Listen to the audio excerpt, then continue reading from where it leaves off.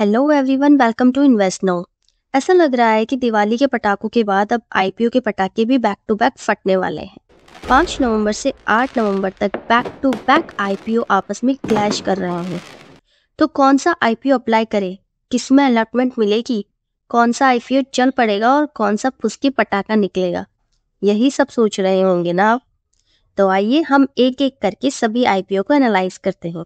शुरू करते हैं पहले पटाखे से, यानी स्विगी का आईपीओ। जब तक आईपीओ ओपन नहीं होता तब तक हम इन दो तरीकों से आईपीओ को जज कर सकते हैं।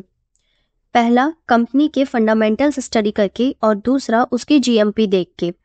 तो पहले हम स्विगी के फंडामेंटल्स देख लेते हैं। देखिए, फाउंडेड इन 2014 यानी 10 साल हो चुके स्विगी को स्टार्ट हुए। ये प्रोवाइड करता है easy to use platform, can access via single app to search, select, order और पे फॉर फूड, यानी फूड डिलीवरी। फूड डिलीवरी से ही स्टार्ट किया था स्विगी ने अपना बिजनेस, और उसके बाद में उसने ग्रोसरी और हाउस होल्ड गुड्स यानी इंस्टामार्ट भी ओपन कर लिया। ठीक है, उसके बाद यहाँ पे स्विगी ने कुछ अपने 5 बिजनेसेस के बारे में बताया है, वो देख लेते हैं। जैसे कि फूड डिलीवरी मेन जो बिजनेस है इसका, उसके साथ में उसने स्टार्ट किया out of home consumption which includes restaurant visits and events. Okay, अगर आप किसी रेस्टोरेंट में जाते हैं, वहाँ की टेबल बुकिंग वगैरह, रेस्टोरेंट बुकिंग वगैरह भी आप स्विगी के थ्रू कर सकते हैं। आपको प्रॉफिटेबल डिस्काउंट्स वगैरह स्विगी देता है। उसके बाद में quick commerce for the delivery for grocery and house hold, जैसे कि इंस्टामार्ट स्टार्ट किया। उसके बाद में बिजनेस टू बिजनेस डिलीवरी और भी बहुत कुछ आप देख सकते हैं यहाँ पे, ये चीज़ आप स्टडी कर लेना। हम चलते हैं अभी कंपनी के फाइनेंशियल्स पे। कंपनी के फाइनेंशियल्स हम लिखते हैं यहाँ पे। ये 2022 का है, 2023, 2024, और यहाँ पे हमें सिर्फ 3 महीने का दिख रहा है, यानी कि अप्रैल, मई और जून का दिख रहा है। ठीक है, तो यहाँ पे 3 महीने का जजमेंट है। तो यहाँ देखिए 2022 में स्विगी का रिवेन्यू 6119 करोड़ का है और 2023 में रेवेन्यू बढ़ा है, यानी 8714 करोड़ का हुआ है। और 2024 में देखें तो भी अच्छा खासा बढ़ा है, 11634 करोड़ का हुआ है। और अभी 3 महीने में ही अगर हम देखते हैं, 3 महीने के एनालिसिस ही 3310 करोड़ का रेवेन्यू ले चुकी है कंपनी। तो समझ में आता है कि शायद इस ईयर की एंडिंग तक आराम से 13-14 हज़ार का रेवेन्यू कंपनी बना लेगी। अच्छा, प्रॉफिट की बात कर, प्रॉफिट तो है ही नहीं, यहाँ पे लॉस है। चलो वो भी देख लेते हैं। 2022 में कंपनी ने 3628 करोड़ का लॉस किया। ओके, उसके बाद में 2023 में इसका लॉस बढ़ गया 4179 करोड़ का। लेकिन हमें ये भी देखना है कि यहाँ पे उसका रिवेन्यू भी बढ़ा है तो लॉस भी बढ़ा है। इसके अकॉर्डिंग शायद लॉस कम हुआ है। यहाँ पे 6000 करोड़ के रिवेन्यू पर 3000 करोड़ का लॉस हुआ है, और यहाँ पर 8000 करोड़ के रिवेन्यू पर, लगभग 8700 करोड़ के रिवेन्यू पर यहाँ पे लॉस 4000 का हुआ है। आगे देखते हैं, इसने यहाँ पे लॉस भी कम किया है और रिवेन्यू भी बढ़ाया है। और यहाँ पर अगर देखें तो 3 महीने में सिर्फ 611 करोड़ का इसको लॉस हुआ है, यानी लॉस इसने बहुत अच्छा खासा कम किया है। 3 महीने हैं, बाकी साल पूरा बाकी है। अगर इसी तरह से कंपनी अच्छा वर्क करती रही तो शायद अच्छा रिवेन्यू और कम लॉस देखने को मिलेगा। हो सकता है प्रॉफिट भी मिल जाए नेक्स्ट ईयर तक, लेकिन वो एक पॉसिबिलिटी है। इसके बाद यहाँ पर आप देखिए 256 करोड़ का कर्जा है स्विगी के ऊपर। तो ऑलरेडी कंपनी 256 करोड़ के कर्ज में डूबी हुई है।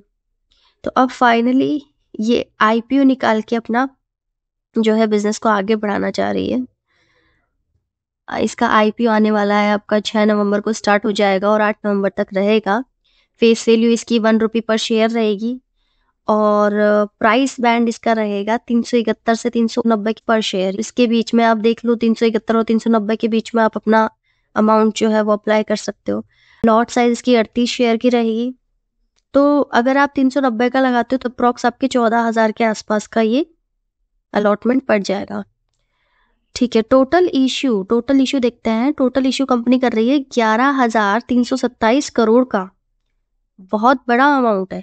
बट इसमें फ्रेश इश्यू इसका सिर्फ 4,499 करोड़ का ही है। बाकी गया ओएफएस में, ऑफर फॉर सेल में, 6,828 करोड़।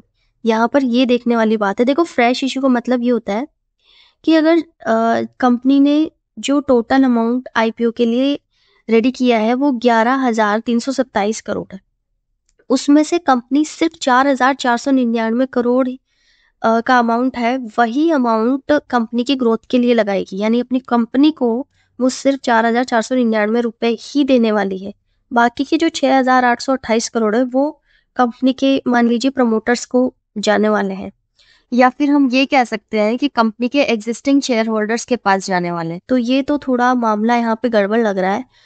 होना क्या चाहिए था कि हम जब किसी आईपीओ पे पैसा लगाते तो हमें प्रॉफिटेबल आईपीओ वहां नजर आता है जब कंपनी आईपीओ का जो भी पैसा होता है वो सारा कंपनी की ग्रोथ पर लगे, तभी हमें प्रॉफिट होने के चांसेस ज्यादा होते हैं। ठीक है, फ्रेश इशू में अगर ज्यादा अमाउंट होता, अब आप यहाँ पे देख ही लीजिए कि अप्रॉक्स 45% अमाउंट ही है जो कि कंपनी अपनी ग्रोथ के लिए लगाएगी। चलिए आगे देखते हैं। अगर आप उस कंपनी के एम्प्लॉय है तो आपको 25 पर शेयर डिस्काउंट मिलेगा। उसके बाद कुछ डेट्स देख लेते हैं, इंपॉर्टेंट डेट्स जो कि पता होनी चाहिए आपको। ओपन डेट आपको पता है 6 नवंबर, क्लोज डेट भी आपको पता होगी नवंबर 8। और उसके साथ ही मैं आपको ये बता दूं पहले ही कि अगर आप यूपीआई के थ्रू पेमेंट कर रहे हैं तो पेमेंट का लास्ट टाइमिंग रहेगा आपका 5 बजे, यानी शाम को 5 बजे के बाद आप पेमेंट नहीं कर सकते, उसके बाद में अप्लाई नहीं कर सकते। तो ध्यान रखिए, अगर आप यूपीआई से पेमेंट कर रहे हैं तो 5 बजे पहले पहले पेमेंट कर दें। उसके बाद में देखते हैं बेसिक अलॉटमेंट। ठीक है, अलॉटमेंट होगा आपका 11 नवंबर को अलॉट हो जाएगी। और उसके बाद में रिफंड्स, यानी अगर आपका आईपीओ नहीं आपको मिलता है तो आपके रिफंड्स 12 नवंबर तक आ जाएंगे। और credits of shares to demat, ठीक है, अगर आपको आईपीओ मिल जाता है तो आपके डीमेट में शेयर्स 12 नवंबर तक आ जाएंगे। ठीक है, लिस्टिंग यानी एक्सचेंज में स्विगी की लिस्टिंग 13 नवंबर को हो जाएगी।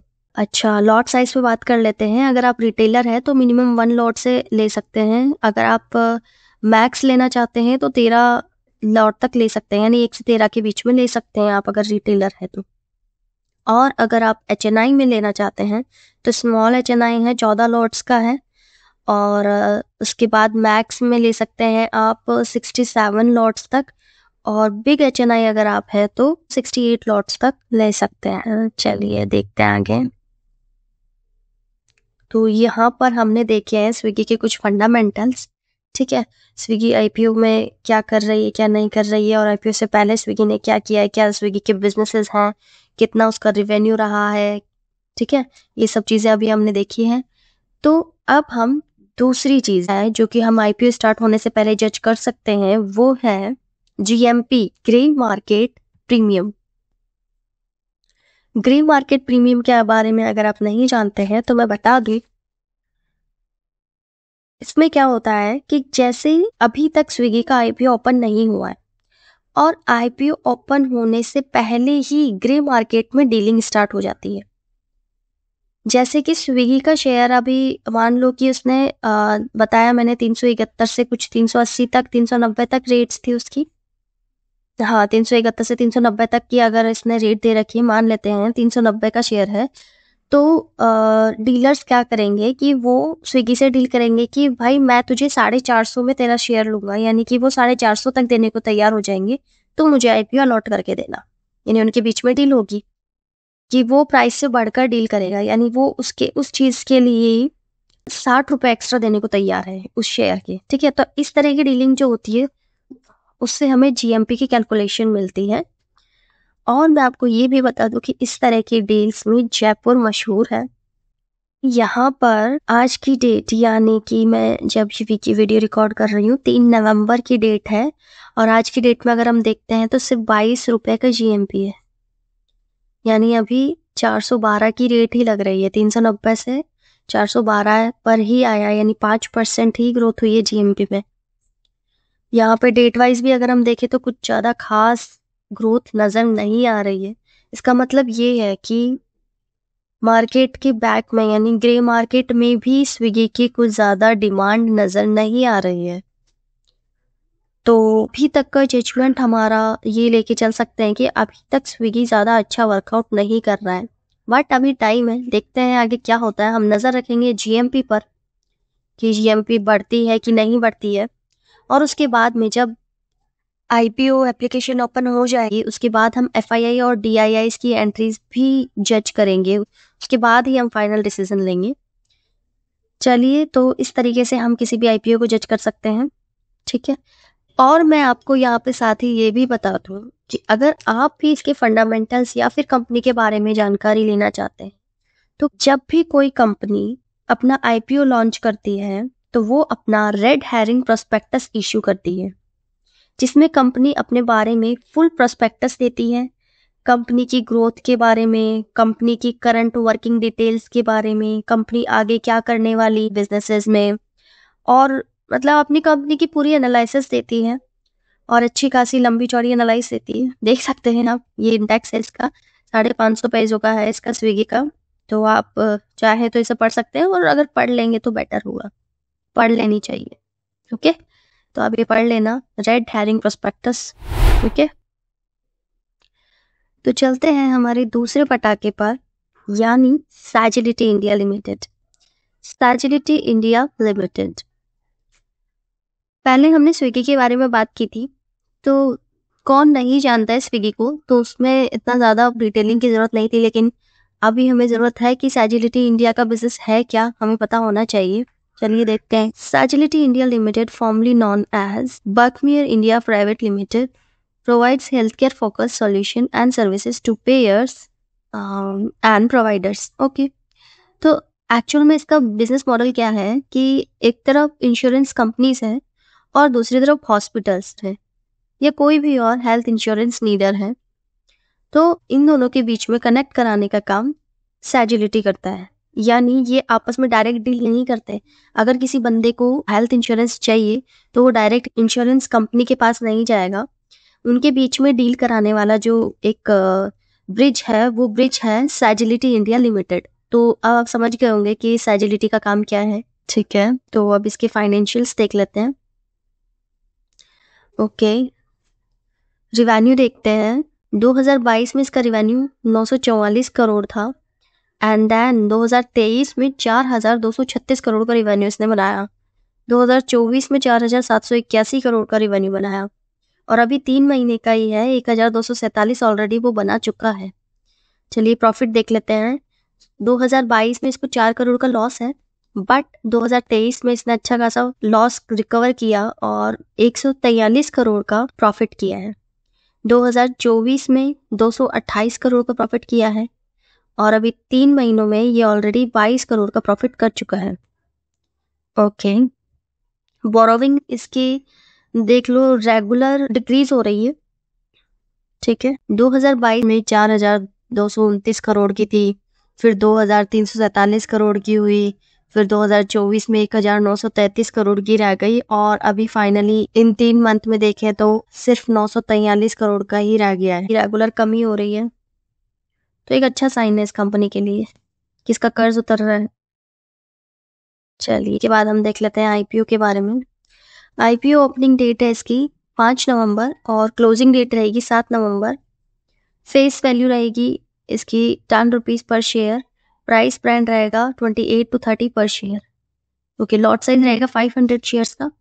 यहाँ पर टोटल इशू की बात करें तो 2106 करोड़ का अमाउंट इशू कर रहा है सैजिलिटी। ओके, ओह बट यहाँ पे कोई फ्रेश इशू नहीं है, ये पूरा का पूरा आप देख सकते हैं OFS में जाएगा, यानी ऑफर फॉर सेल में जाएगा, यानी कि एग्जिस्टिंग शेयर होल्डर्स के पास जाएगा।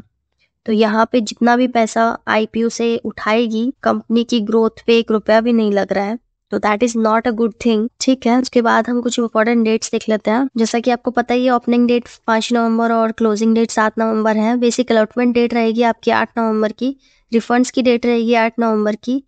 ओके, और शेयर्स जो है वो आपके डीमेट में क्रेडिट होंगे 11 नवंबर को, अगर आपको आईपीओ अलर्ट हो जाता है तो।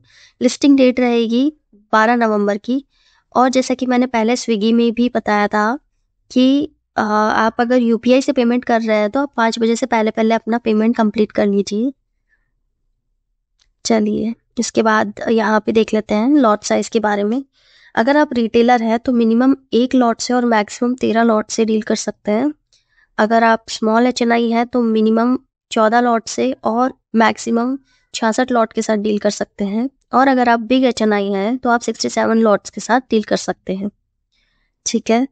तो ये था हमारा सैजिलिटी। अब हम इसकी जीएमपी भी देख लेते हैं। वैसे इतने कम दिनों में पॉसिबिलिटी कम। हाँ, यहाँ देखिए सिर्फ 3 रुपए की जीएमपी है। ठीक है, अभी तक सिर्फ 3 रुपए की जीएमपी आई है, यानी बहुत कम है। तो अभी आगे देखते हैं क्या होता है, नज़र रखेंगे हम जीएमपी पे।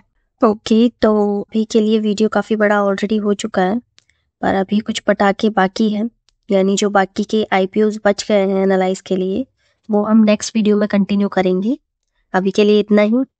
Thank you for watching. और अगर आपको हमारे वीडियोस पसंद आ रहे हैं तो प्लीज़ वीडियो को लाइक करें, शेयर करें और सब्सक्राइब करना ना भूलें।